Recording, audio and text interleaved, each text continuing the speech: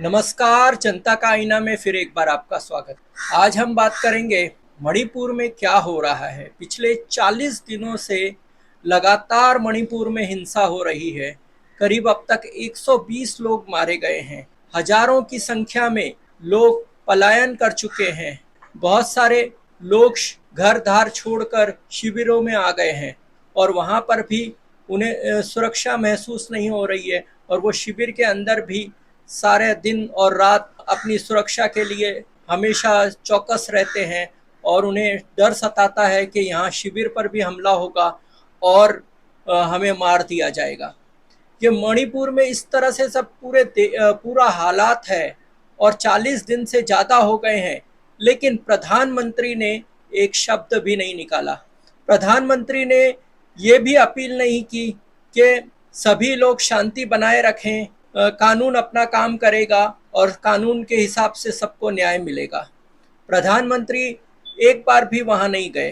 प्रधानमंत्रियों को मिलने के लिए राजनीतिक पार्टियों के लोग का एक डेलीगेशन उनसे मिलने के लिए उनसे टाइम लेने की कोशिश की गई, लेकिन उन्होंने उनसे भी मिलने के लिए मना कर दिया। लेकिन इसके पहले ऐसे ही समस्या 2001 में आई थी, तो अटल बिहारी वाजपेयी की सरकार थी। तो अटल बिहारी वाजपेयी ने सभी राजनीतिक दलों के नेताओं से मिले थे और भी लोगों से मिले थे और उन्होंने उस समस्या को खत्म करने की कोशिश की थी। लेकिन यहाँ पर हमारे प्रधानमंत्री नरेंद्र मोदी किसी से नहीं मिलना चाहते हैं। हमारे नरेंद्र मोदी कोई अपील नहीं करना चाहते हैं शांति के। हमारे नरेंद्र मोदी चुपचाप मौन बनकर बैठे हुए हैं और कोई उनसे बात करने के लिए आ रहा है तो वो भी बात करने के लिए तैयार नहीं है। मणिपुर के लोगों ने तो यहाँ तक कह दिया कि क्या हम इस भारत का हिस्सा नहीं है क्या? हमारा पूरा राज्य जल रहा है, लोग मर रहे हैं, हम प्रधानमंत्री से मिलना चाहते हैं लेकिन प्रधानमंत्री क्यों नहीं हमसे मिल रहे हैं? ये सवाल मणिपुर के लोगों ने और कई राजनेताओं ने उठाए हैं, लेकिन प्रधानमंत्री के पास समय नहीं है। ये इसी प्रकार हो गया जैसे कहा जाता है कि रोम जल रहा था और नीरो बांसुरी बजा रहा था। पूरा मणिपुर जल रहा है और हमारे प्रधानमंत्री आराम से हैं और उनको कोई लोगों की परवाह नहीं है। अब वो 1-2 दिन में विदेश यात्रा पर जाने वाले हैं, लेकिन उसके पहले वो घर के अंदर की शांति को स्थापित करके जाते थे, तो लेकिन उन्होंने वो कोई प्रयास नहीं किया। हाँ, वहाँ पर मणिपुर में बीजेपी की सत्ता है, मणिपुर में बीजेपी का मुख्यमंत्री है, लेकिन हालात उनको काबू में नहीं आ रहे हैं। गृह मंत्री वहाँ 2 दिन जाकर बैठे, लेकिन कोई फर्क नहीं पड़ा। वहाँ के केंद्रीय मंत्री जो केंद्र में मंत्री हैं मणिपुर के, उनके घर पे हमला हुआ। बीजेपी के अलग अलग नेताओं के घर पर हमले हो रहे हैं, उनके घर जलाने की कोशिश की जा रही है और लोग एकदम परेशान हैं कि बीजेपी ने हमारे से जो वादे किए थे उन्होंने पूरे नहीं किए। जो कुकी हैं, जो कि वहाँ पर का एक बड़ा ट्राइबल समाज है, आदिवासी समाज है, वो पहाड़ियों में रहता है और उनको डर है कि कहीं हमारा जो आदिवासी समाज के हमारे अधिकार हैं वो छीन तो नहीं लिए जाएंगे। एक समाज है जो मैदानी भाग में रहता है, वो मिथाई समाज है। मिथाई समाज को भी आदिवासी का दर्जा दिया जाना चाहिए। इस पर जब चर्चा होने लगी तो इसके विरोध में, क्योंकि कुकी समाज को ऐसे लगता है कि जैसे ही मिथाई समाज को आदिवासी का दर्जा मिल गया तो वो हमारी ज़मीनें खरीद लेंगे, हमारे ज़मीन पर अधिकार कर लेंगे और जो हमारा अधिकार है, अधिकार जंगलों पर है, पहाड़ों पर है, वो भी ख़त्म हो जाएगा और फिर हम कहीं के नहीं रहेंगे। तो इसलिए ये लड़ाई अपनी पहचान की लड़ाई है और कुकी समाज को लगता है कि उनको ये आश्वासन दिया गया था और कि उनके अधिकारों की रक्षा की जाएगी, इसलिए वहाँ के उग्रवादी गठ को बीजेपी ने आश्वासन दिया था। इसलिए वो गठ ने कुकी लोगों का जो ऑर्गेनाइजेशन है, मिलिटेंट ग्रुप है, उन्होंने बीजेपी को मदद करके उसको जिता के लाने में मदद की। लेकिन आज उनको लग रहा है कि हमारे साथ धोखा हुआ है। तो दोनों समाज बटे हुए हैं। जहाँ पर मिथाई समाज बहुसंख्यक में रहते हैं और उनके बीच में जो कुकी समाज के अगर कुछ घर हैं तो उनके घरों को जलाया जा रहा है, उनमें दहशत का वातावरण है और वो वहाँ से भाग रहे हैं। और जहाँ पर कुकी समाज की आबादी ज़्यादा है और वहाँ पर मिथई समाज के लोग बहुत कम हैं, वहाँ पर उनको हमला हो रहे हैं। और दोनों तरफ के लोग, उनको लग रहा है कि मिथाई कुकीज़ को मार देगा, कुकीज़ को लगता है कि मिथाई हमें मार देंगे।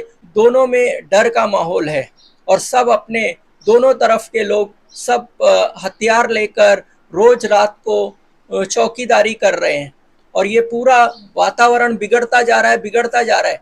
लेकिन केंद्र सरकार को जो उस पे कदम उठाने चाहिए थे, दोनों तरफ के लोग बोल रहे हैं कि हमें कोई सुरक्षा नहीं मिल रही है, सामने के लोग हमें मार के जा रहे हैं, लेकिन कोई केंद्रीय बल या राज्य की पुलिस हमें, हमारी रक्षा नहीं कर रही है। तो दोनों में कोई विश्वास नहीं है। दोनों ऐसा कह रहे हैं कि हम एक दूसरे के साथ नहीं रह सक रहे हैं। दोनों को लगता है कि हमारे ऊपर अन्याय हुआ है और दोनों ही अपने आप को पीड़ित बता रहे हैं। तो ये मामले में केंद्र सरकार का काम है और राज्य सरकार का भी काम है कि वो इस डिस्प्यूट को जल्द से जल्द शांत करे, जल्द से जल्द उनमें भाईचारा पैदा करे, जल्द से जल्द उनको कॉन्फिडेंस में लाने की कोशिश की जाए। ऐसा भी कहा जा रहा है कि कुकी समाज के लोगों के कई घर सरकार ने गिरा दिए, उनको इलीगल स्ट्रक्चर है करके उनको वहाँ से हटा दिया और उनमें डर का माहौल पैदा हो गया है। तो ये सब माहौल ख़त्म होना चाहिए। तो ऐसे हालात में हमारे प्रधानमंत्री मुंह क्यों नहीं खोलते हैं? रविवार को मन की बात कहते हैं, मन की बात में उनको लोगों की पीड़ा क्यों नहीं आती है? उनको ये क्यों नहीं है कि कहते हैं वो कि हमारे देशवासी आपस में लड़ रहे हैं, मणिपुर में एक दूसरे का घर जला रहे हैं, वो घर जलाना बंद कीजिए, हम सरकार आपके साथ है, आप तकलीफ में है तो मेरा भी मन द्रवित हो जाता है, मेरे मन को भी ठेस लगती है, इसलिए आप झगड़ा नहीं कीजिए और मिलजुल कर रहिए। उसी तरह से उत्तराखंड में झूठा लव जिहाद का मामला बताकर, जबकि वो किडनैपिंग का मामला था और उसमें 2 लोगों ने किडनैप किया ऐसा कहा जाता है और उसमें एक मुस्लिम था, एक हिंदू था, लेकिन उसको पूरा रंग देकर, लव जिहाद का रंग देकर हिंदू मुस्लिम किया गया और मुसलमानों के घर को खाली कराने का अल्टीमेटम दे दिया गया।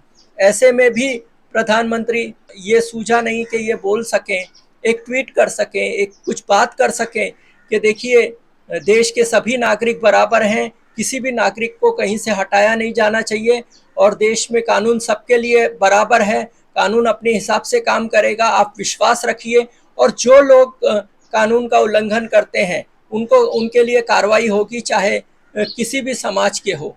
ऐसा विश्वास निर्माण करने का, दलितों पर अत्याचार होता है आए दिन पूरे देश में, यहाँ तक कि एक धर्म के लोगों को पूरी तरह से नरसंहार करने की बात की जाती है, लेकिन हमारे प्रधानमंत्री कभी आके नहीं कहते हैं कि नहीं आप सब प्रेम से रहो, चाहे हिंदू हो या मुसलमान हो या सिख हो या क्रिश्चियन हो, सभी इस देश के नागरिक हैं, सभी का बराबर का अधिकार है। धर्म के नाम पर हिंसा हम फैलने नहीं देंगे, धर्म के नाम पर नफरत हम फैलने नहीं देंगे, सभी देशवासियों को प्रेम से रहना चाहिए, ऐसा उन्होंने आज तक नहीं कहा। वो हर बार जब भी किसी पे जुल्म होता है वो चुप्पी साध लेते हैं। यहाँ तक कि अभी हमारी महिला पहलवान जिन्होंने पूरे दुनिया में भारत का नाम रोशन किया, उन्होंने भारत के लिए मेडल लेके आई और वो कह रही हैं, प्रधानमंत्री को खुद को कह रही हैं, प्रधानमंत्री जी हमारे साथ यौन शोषण हो रहा है, आप उस पर ध्यान दीजिए। उन्होंने कोई ध्यान नहीं दिया। वो जंतर मंतर पर आके बैठती हैं और बोलती हैं कि देखिए हमारे साथ यौन हिंसा हुई है, उस पर कार्रवाई कीजिए। उन्होंने कुछ नहीं कहा। वो अगर मोर्चा निकालती हैं, कोई प्रोटेस्ट निकालती हैं, तो उनको घसीट घसीट कर गाड़ियों में भर कर उन पर ही केस लगा दिया जाता है। वो वहाँ पर भी मौन रहते हैं, वो एक शब्द नहीं कहते हैं। तो आखिर ऐसा क्यों हो रहा है? पूरे देश में इस तरह की हालत है और हमारे प्रधानमंत्री चुपचाप बैठे हैं। न तो वो एक प्रेस कॉन्फ्रेंस लेते हैं, न एक पत्रकार को किसी का जवाब देते हैं। पूरा ऐसे दर्शाता है कि यहाँ पर अब लोकतंत्र नहीं रह गया है। ये जितनी भी हिंसा हो रही है उसमें प्रधानमंत्री की मूक सहमति है, ऐसा ही संदेश जाता है। उसमें यही संदेश जाता है कि जो भी अत्याचार कर रहा है, चाहे वो बृजभूषण शरण सिंह हो या चाहे उत्तराखंड में जो भगाया जा रहा है, चाहे मणिपुर में जो हिंसा हो रही है या देश के किसी भी भाग में जो हिंसा हो रही है, इनडायरेक्टली ये संदेश प्रधानमंत्री का जाता है कि आप अत्याचार करते रहो, आप पर कोई कार्रवाई नहीं होगी, उल्टा हम आपके साथ हैं, हम आपके खिलाफ एक शब्द भी नहीं बोलेंगे। ये एक संदेश पूरे देश में जा रहा है, इसलिए जो गलत काम करने वाले हैं उनका हौसला बढ़ रहा है और वो आगे बढ़कर और अत्याचार कर रहे हैं। इस पर आप दर्शकों की क्या राय है? आपकी जो भी राय है आप कमेंट्स बॉक्स में जरूर लिखिए। जनता का आईना पर हम हर रोज 7 बजे एक विषय लेकर आपके सामने आते हैं, तो आप कमेंट्स बॉक्स में लिखिए कि और कौन से विषय पर हमको बात करनी चाहिए। आपको ये वीडियो कैसा लगा, इस पर आपकी क्या राय है, कमेंट्स बॉक्स में लिखिए और देखते रहिए जनता का आईना। जनता का आईना को आर्थिक मदद देने के लिए ज्वाइन बटन दबाइए और जो भी मंथली कंट्रीब्यूशन करना चाहते हैं कंट्रीब्यूशन कीजिए, या व्हाट्सएप नंबर हमारा है, आप व्हाट्सएप पर भी हमें संपर्क कर सकते हैं और आप हमें मदद कर सकते हैं। तो देखते रहिए जनता का आईना।